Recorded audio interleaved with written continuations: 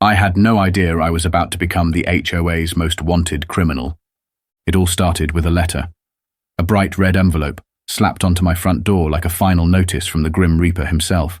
It was stamped with "Urgent action required" in big, bold letters. I stared at it, confused. I hadn't done anything wrong. My lawn was freshly mowed, my trash cans were tucked away, and I hadn't even had a single package sitting on my porch for more than a few hours. I ripped it open and pulled out the letter inside. Dear homeowner, you have been found in violation of HOA Code 11.3, excessive nuisance and community disturbance. Penalty, $50 fine. Cause, excessive breathing. I read that last part twice, then a third time. Was this some kind of joke? I flipped the letter over, looking for a punchline, but there was nothing. Just an actual fine for excessive breathing. I looked up and scanned the neighborhood, half expecting to see hidden cameras or a news crew waiting to jump out and tell me I was being pranked. But there was no crew, no cameras. Just her. Across the street, standing on her porch like she was conducting neighborhood surveillance, was Deborah, or as I like to call her, Karen Supreme. She was in her usual HOA battle uniform, a beige cardigan, a pearl necklace, and the kind of haircut that made you feel like she wanted to talk to your manager immediately. She was sipping her coffee, watching me with a little smirk. I held up the letter and pointed at it. Seriously, I called out. She took another slow sip of her coffee. We've had complaints. Complaints about what? She tilted her head like I had just asked her to explain quantum physics. People have mentioned that you breathe rather loudly when you're outside. I blinked. Excuse me? She sighed. Look, I don't make the rules. You literally make the rules, I shot back. You're the HOA president. Another smug sip. And as the HOA president, it is my duty to ensure peace and order in our community. If you would like to appeal, you can file a formal complaint with the board. This woman actually expected me to waste my time filing an appeal against the act of breathing. I crumpled up the letter and tossed it into my trash bin. Yeah, that's not happening. The smirk vanished. She hated when people ignored her rules. You have 7 days to pay, she called after me as I walked back into my house. Or the fine doubles. I slammed my door shut. That was day 1 of the worst month of my life. Over the next 2 weeks, Deborah went on an absolute power trip. The fines kept coming. First, it was for a single leaf in my yard. Then for not having an HOA-approved mailbox color. Then for walking my dog with a non-regulation leash. Every single one came in that same red envelope. Every single one was total nonsense. And the best part? Every time I received a fine, I'd see her watching, smiling. She lived for this. She actually had a little notebook that she carried around, filled with handwritten notes about every tiny infraction she could find in the neighborhood.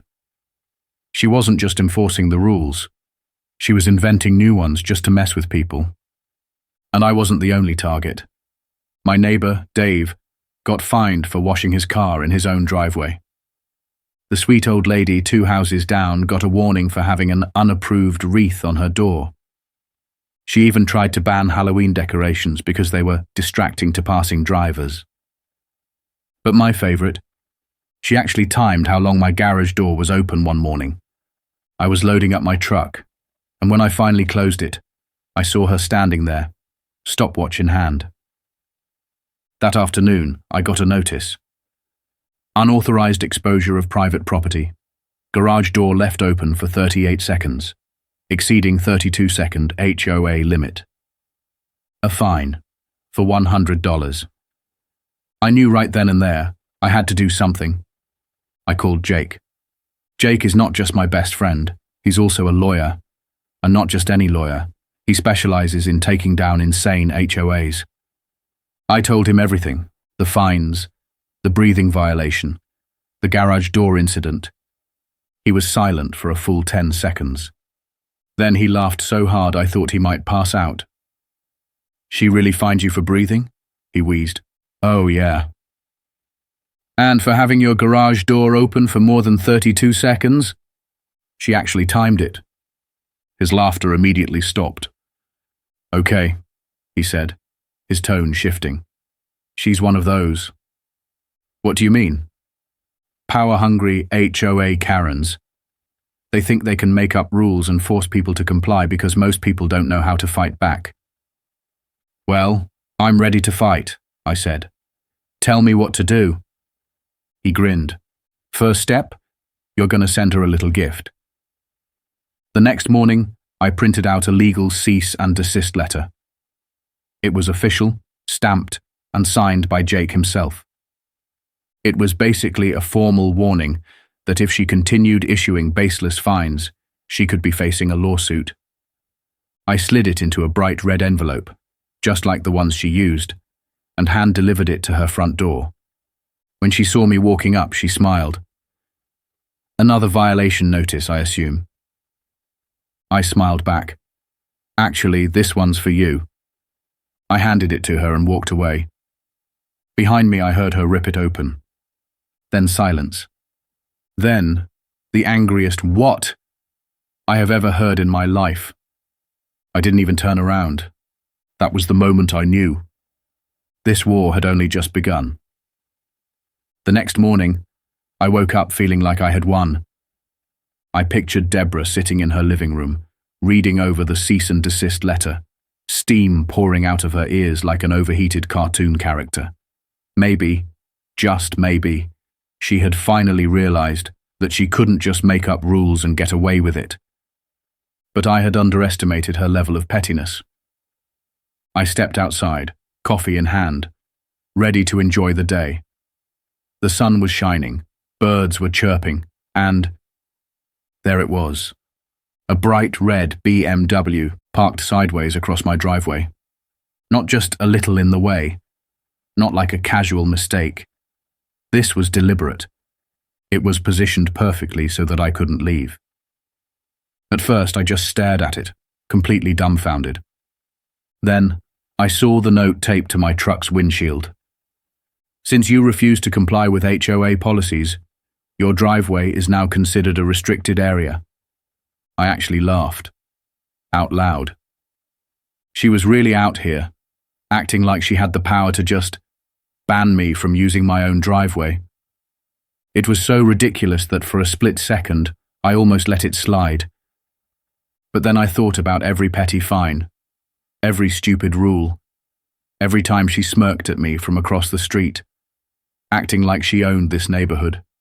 And I knew she had just made the biggest mistake of her HOA career. I pulled out my phone and made one call. 20 minutes later, a tow truck pulled up. Not just any tow truck, a flatbed. Because if I was going to do this, I was going to do it right. The driver stepped out, adjusting his gloves. "So, what are we towing?" I pointed at the BMW blocking my driveway. His eyebrows shot up. "That hers." "Oh yeah," I said. "And it's parked illegally. You know, blocking a residential driveway, according to City Code Section 32.5. He grinned. "Say no more." We both knew the law was on my side. I crossed my arms and watched as he got to work. First, he took photos from every angle, documenting the violation. Then, he secured the car to the truck, lifting it onto the flatbed with smooth, practiced movements. By the time the BMW's tires left the ground, I noticed something glorious. Deborah's front door had flung open, and there she was, standing there in absolute horror. Her precious car was already halfway up the ramp, and she looked like she had just witnessed a murder. "What are you doing?" she shrieked, sprinting across the street. I smiled. "Oh, you know, just enforcing the rules." She came to a dead stop in front of me, her face redder than the envelope she loved to send me. "You can't tow my car," she screeched. I shrugged. According to our own HOA bylaws, which you, as president, should know, you're not allowed to block driveways. And according to city law, that means I have the right to have your vehicle removed at your expense." Her eyes darted to the tow truck driver. "Stop! Put it down!" The driver barely glanced at her as he finished securing the last strap. "Ma'am, once the car is on the truck, it's a done deal. If you want it back, you can pick it up at the impound lot." Deborah lost it. Her voice hit a frequency only dogs could hear as she screamed at everyone in sight. She tried to stand in front of the truck like some kind of heroic protester, but the driver just sighed and said, "Ma'am, if you don't move, I'll have to call the police for obstruction." She stomped her foot like a toddler. "You can't do this to me." And then, oh, this was my favorite part, she turned to me. "This is harassment," she yelled. "I'm going to report you to the HOA board and have you fined for this." That's when I really started laughing. "Deborah," I said, shaking my head, "I think you forgot something." Her nostrils flared. "What?" I grinned. "I sent the cease and desist letter to the entire HOA board. They all know what you've been doing." For the first time since I met her, she actually looked scared, because she knew. This wasn't just about the car.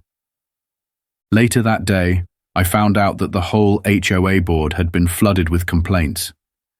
Turns out, I wasn't the only one she had been messing with.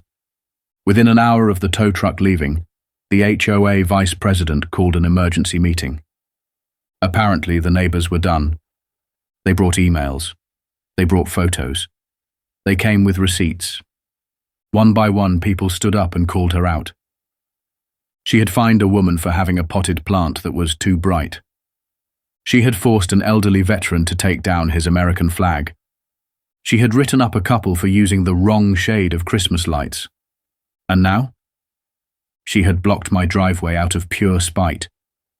The board sat there, listening to everything. When it was over, the vice president cleared his throat and said, "I think it's time we vote." Everyone knew what that meant. I sat back and watched as, one by one, the board members voted her out. It was unanimous. For the first time since moving in, I saw something I never thought I'd witness. Deborah. Speechless. She sat there, face pale, mouth open, completely in shock.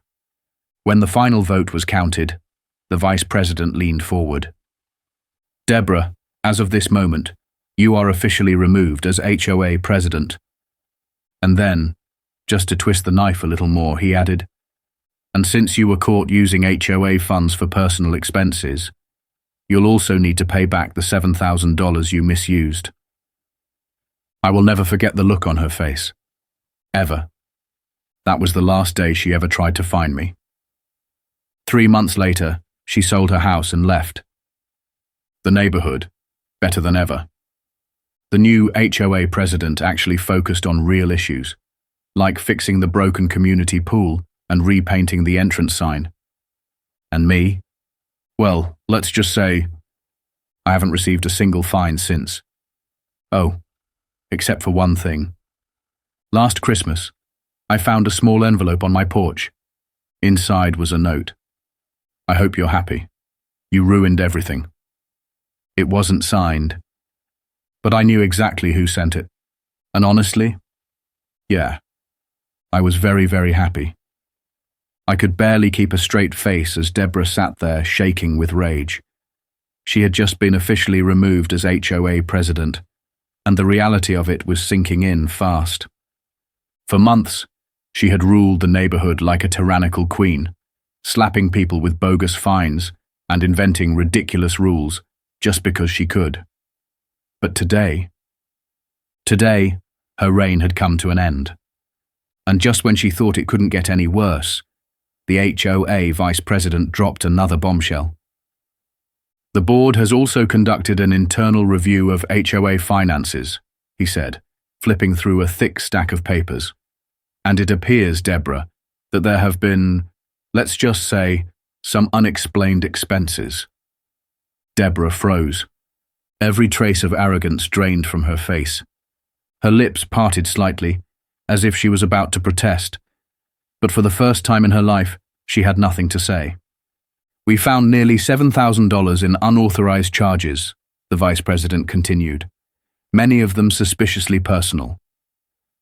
The entire room went dead silent. People shifted in their seats, glancing at each other. A few murmurs started rising from the back. Deborah's face had gone ghostly white. I watched as she clutched her folder, her fingers digging into the edges like she was physically holding on to the last shreds of her dignity. This is ridiculous," she stammered, shaking her head. I would never misuse HOA funds." The vice president simply tilted his head. "Really? Because according to these records, the HOA paid for a $300 silk bathrobe from an online boutique, a $1,200 spa weekend, conveniently the same weekend your friend Margaret drove you out of town, a series of Amazon orders, including what appears to be a new designer handbag, and, oh, this one is my favorite, $480 on gourmet organic pet food." A low wave of disbelief swept across the room. "Wait a minute. Wasn't she just bragging last month that she doesn't even own a pet?" someone in the back called out. I bit my tongue to keep from laughing. Deborah shoved her chair back and shot to her feet. "This is outrageous. You can't just throw accusations around like this. I have done nothing wrong." The vice president didn't even blink. "That's why we've already contacted a financial auditor, and if necessary, we'll be involving legal authorities," he said calmly. "So if you'd like to formally dispute the charges, I'd suggest you get a lawyer." Deborah's mouth snapped shut. I could see her hands trembling, gripping the back of her chair so tightly her knuckles turned white. This was not a fight she could win. The HOA board had hard evidence, witnesses, bank records. She was completely, utterly screwed. And she knew it. For a long, agonizing moment, she just stood there, staring at the vice president as if she could will him into changing his mind. But he didn't. And when she finally realized it, her face twisted into something that could only be described as pure hatred. Without another word, she snatched up her folder, turned on her heel, and stormed out of the room. The second the door slammed behind her, the tension in the room broke like a dam. A wave of cheers and applause erupted as people high-fived and laughed in relief. The nightmare was finally over. I leaned back in my chair, arms crossed, grinning like an idiot. This was better than I ever could have planned. "That was incredible," my neighbor Dave muttered, shaking his head. "I honestly thought she'd try to fight it." "Oh, she wanted to," I said. "But she knows she's guilty. She'll probably try to spin some kind of sob story." Sure enough, 2 days later, a post popped up in the neighborhood Facebook group. It was from Deborah.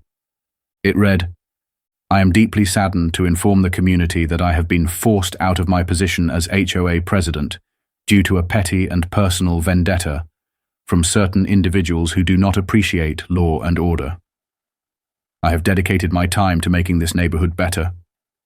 And this is the thanks I get? To those who supported me, I want you to know I am considering my legal options."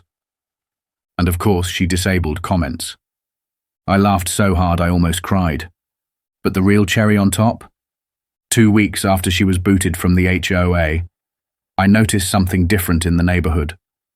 For the first time in forever, people actually seemed happy. No more petty fines. No more surprise inspections.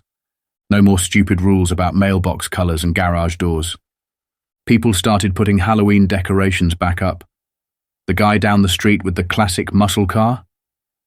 Yeah, he was back to washing it in his driveway like a free man. Even the HOA board seemed different. The new president, Steve, actually listened to people. Instead of inventing new rules, they started focusing on real improvements, like repaving the sidewalks and fixing up the neighborhood pool. The difference was night and day. As for Deborah, Well, she lasted about 3 months before she put her house up for sale. I wish I could say I was surprised, but let's be honest. People like her can't stand it when they're no longer in control. When the for sale sign finally went up in her yard, I walked past it and couldn't help but smile. It was over. The reign of terror had officially ended, and I never had to worry about getting fined for breathing ever again. A few months passed, and for the first time in what felt like forever, I actually enjoyed living in my own neighborhood. It was almost like the cloud of paranoia that had been hovering over us finally disappeared. People were laughing in their driveways again. The constant tension was gone. And best of all, I didn't wake up to another ridiculous HOA fine waiting on my doorstep. But just when I thought I had seen the last of Deborah, she had one more trick up her sleeve. It was a quiet Sunday morning. I was sitting on my porch drinking coffee when I heard the sound of an engine idling in my driveway. I turned my head and immediately tensed. A black sedan, tinted windows. I didn't recognize it. The door swung open, and for half a second, I thought Deborah was about to step out like some kind of villain returning for her final act. But instead, it was a man in a suit. He walked up my driveway, holding a letter in his hand. "Are you Mr. my last name?" he asked. I raised an eyebrow. "Who's asking?" He extended the letter toward me. "You've been served." I took the envelope, staring at it in disbelief. Deborah had actually filed a lawsuit against me. I won't lie. For a second, I felt a tiny bit of panic. I mean, yeah, I knew I hadn't done anything wrong, but still, the idea of going to court over something this stupid, it was next level crazy. I ripped open the envelope and read through the legal nonsense. It basically boiled down to, Deborah was suing me for defamation. She claimed that my actions had damaged her reputation. She was demanding $10,000 in damages. I actually laughed out loud when I read it. This woman was delusional. I didn't even hesitate. I called up Jake, my lawyer buddy, and sent him a copy. His response? "Oh, this is going to be fun." The court date was set for a month later, and let me tell you, that month was the best entertainment I've had in years.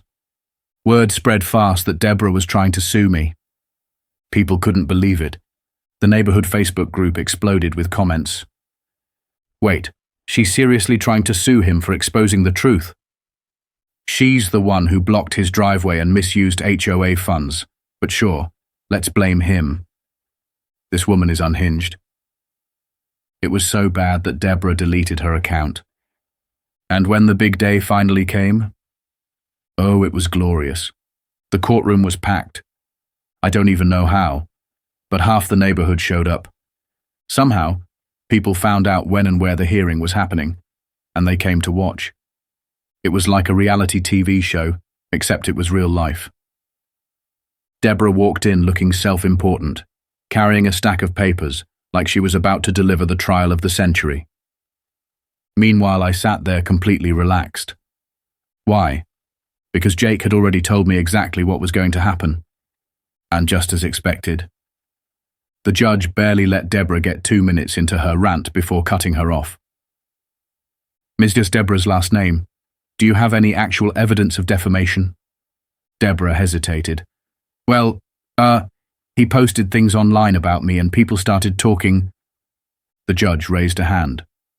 "So, you're upset that people talked about your own actions? And you believe that makes you entitled to monetary compensation?" Deborah's face turned red. "I was unfairly removed from the HOA." Jake leaned forward. "Objection, Your Honor. That's irrelevant to this case." "Sustained," the judge said. "Stick to the defamation claim, Mrs. Deborah's last name." Deborah floundered. Because she had nothing. No proof. No actual defamation. Just her own bruised ego. The judge sighed. "This case is dismissed. There is no legal basis for your claims. Miscast Deborah's last name. I advise you not to waste this court's time in the future." And just like that, it was over. Deborah stormed out of the courtroom like a toddler throwing a tantrum. And me? I walked out with the biggest grin on my face. The second we got outside, half the neighborhood cheered. People high-fived me. Someone even offered to buy me lunch. It was official. I had won. And best of all, Deborah was done. She couldn't find me. She couldn't sue me. She couldn't do a damn thing. She was completely powerless. A few weeks later, I got one final message from her. It wasn't a text. It wasn't an email. It was a letter. No return address. Just a plain envelope slipped into my mailbox. I opened it up, expecting another ridiculous threat. Instead, all it said was, "I hope you're happy. You ruined everything." I read it twice. Then I laughed. Because yeah, I was happy. And the only person who ruined everything was her. Fast forward to today. Deborah's house finally sold. She packed up and left, and I haven't heard a single word from her since. And the best part? The neighborhood is amazing now. No more petty fines. No more secret rule changes. No more power-hungry HOA Karens. Instead of people living in fear, we actually started having community barbecues. One of the new board members even suggested removing some of the more ridiculous HOA rules altogether. And me? I still live here. And every once in a while, when I walk past Deborah's old house, I can't help but smile. Because now, it's just a house, not a throne, not a seat of power. Just another house in a quiet, peaceful neighborhood. And that's exactly how it should be.